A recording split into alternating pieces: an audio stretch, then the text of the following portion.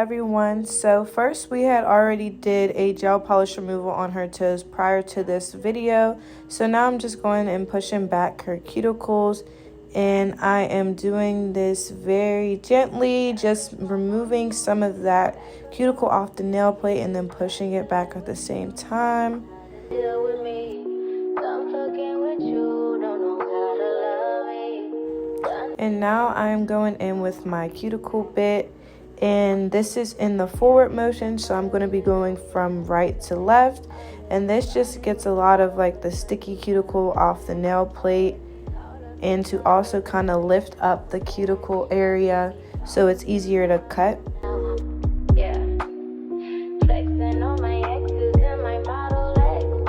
And now I am also going in the reverse motion, so that means I'm going to be going from left to right.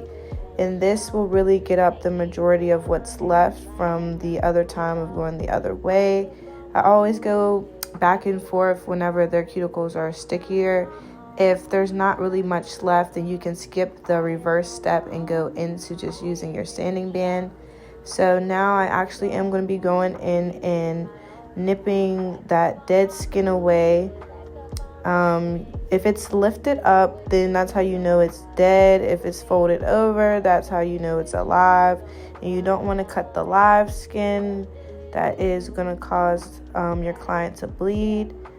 And honestly, I go in with a light trim at first just to make sure I am not cutting, because you really don't want to cut the person, because cutting people, I don't know, it's like 9 times out of 10 they don't want to come back to you. Even if you do a really good job, you cut them one time, they're upset, they don't come back.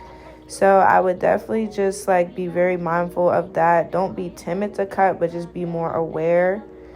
And I do start from the side of the nail and then go all the way around.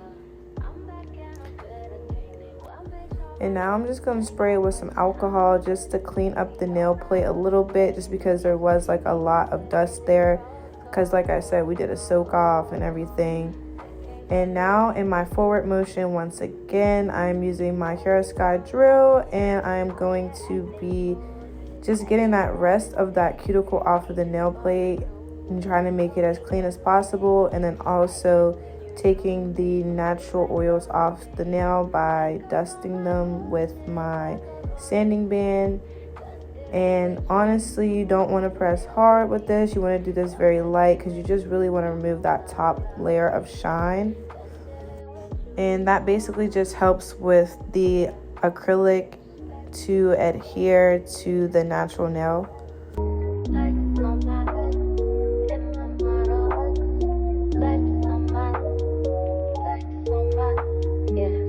And now I'm just going to be dusting them off, and then I'm also taking a nylon brush and dusting off her natural nail as well. And then I seen that there was like a little bit of cuticle that I could have got a little bit better. And don't mind that water, that was basically just barbicide from where my tools were sitting in at. But I am just going to be going in and trying to get that last little bit up. And today I'm going to be using the Jealous pH bond. And then I'm going to follow that with the No Lift primer. And with the primer, I am going to be doing 2 coats of it, just because these are on toes. And, you know, people are a little bit heavier on their toes than they are their fingernails. And the color she chose today was Luxe White by Valentino. And for my big toe, I'm going to be taking a bigger bead. And then I'm going to dry it off really, really well. And then after it's dry, I apply it to the nail and I tap it into the cuticle area first. And then I just bring it down slowly but surely. And I might dip my brush back into my monomer just in case, just so that the product isn't so stiff. And then I just sculpt it to the shape that we are trying to do. And today she just chose the regular square shape. She didn't want them too long, but she wanted them long enough. So I am going to be taking one more tiny bead, just because the nail was kind of shifted a little bit.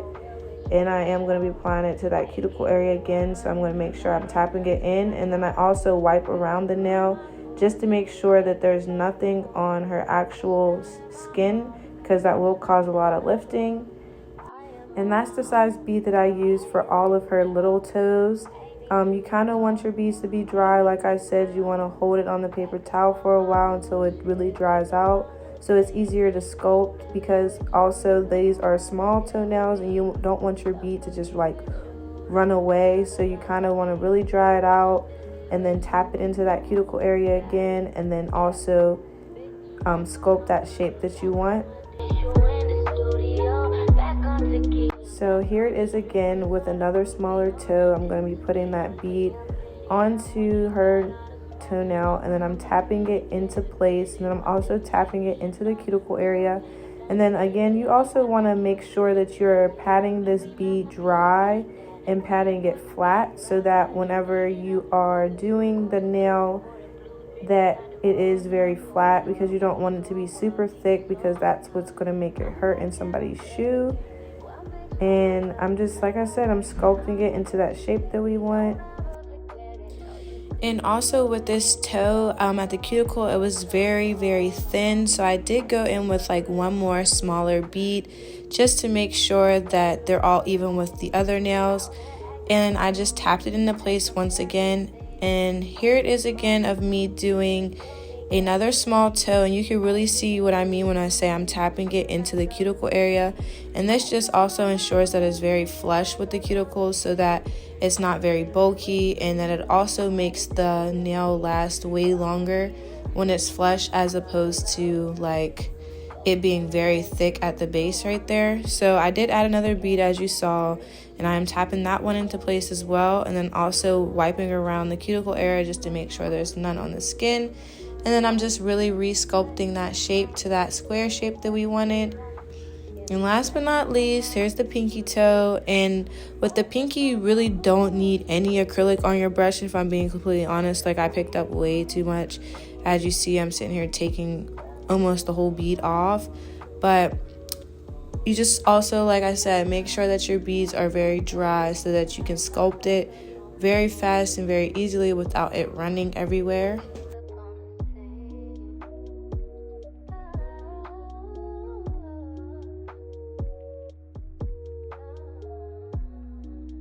Okay, so now again, I'm taking my QR Sky drill with a coarse bit, and it's going to be at about a 20. And I'm just using this to go around the nail to make sure it's flat and smooth. And I'm also using it to go around like the cuticle area, and to make sure that the cuticle area is very flush. Like I said, you try to do that mostly with when you apply, but you also want to go back in to really insinuate what you did in the beginning with the drill now. And as you see here, there was enough acrylic to take off to really, really flatten that nail and to make it look as natural as possible, because yes, you're using acrylic on somebody's toes, but the whole point is for it to have that natural look that you really want whenever you just have your regular toes. So the acrylic is just to enhance the nails. So you just want to make sure it looks as natural as possible. And with this bit here, this really just smooths out the cuticle area even more. And now I'm going in with an 80 grit file, and I'm just going to be reshaping the nails as much as possible, looking at it at different angles, because this angle is what you see, but from the other way around is what your client sees. So you just want to make sure you're like kind of turning your head around just to make sure you can see what they see, because it might look perfect to you, but to them it might look off. So I always turn around and kind of look at it from their point of view. And yet again, you also want to ask them, see anything that they might want you to change, because you know, some things either way might still look right to you that don't look right to them. And at the end of the day, this is their toenails, so you want them to like it. So you just ask them and keep shaping it as you would want yours to be shaped, but then also ask them as well. And once again, I am using my file, and I am going in on my side walls a little bit just to really get that square shape back. And then I'm going to be taking it at the edge and making my edge straight. And I don't do this hard at all, because basically the work was done whenever you sculpted it. You just really straighten it out with the file.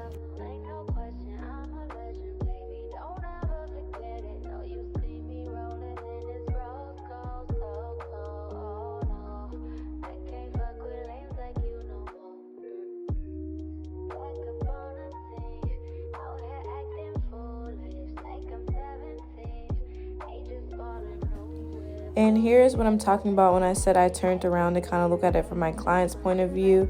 But I did see that some of these were just like a slight bit crooked. And then after I fixed them up, I went in with some alcohol just to wipe the nails down. And then I took that nylon brush and just wiped around the nail even more just to get all that dust off of the nail, because you don't want to have any dust there. But then I did also see that there was a little bit of acrylic under the nail, so you saw me get that. And then I forgot to buff out the nail, so I'm going to do that now. And then going back in with that alcohol and the lint-free wipe to get the dust off the nails. And now I'm going to be taking the Koopa top coat. I'm just going to be top coating these toes. And after I top coat the toes, I put them in the lamp for 60 seconds. And after that 60 seconds, I might, if the client wants, I will put cuticle oil on their toes just to give it back some moisture. And after I do that, that is really it. So I hope you guys like this video. Don't forget to like, comment, and subscribe, because we're on the road to 100 followers. So be sure to do that. And also follow me on Instagram if you haven't, or also follow me on TikTok. Thank you for watching. Bye.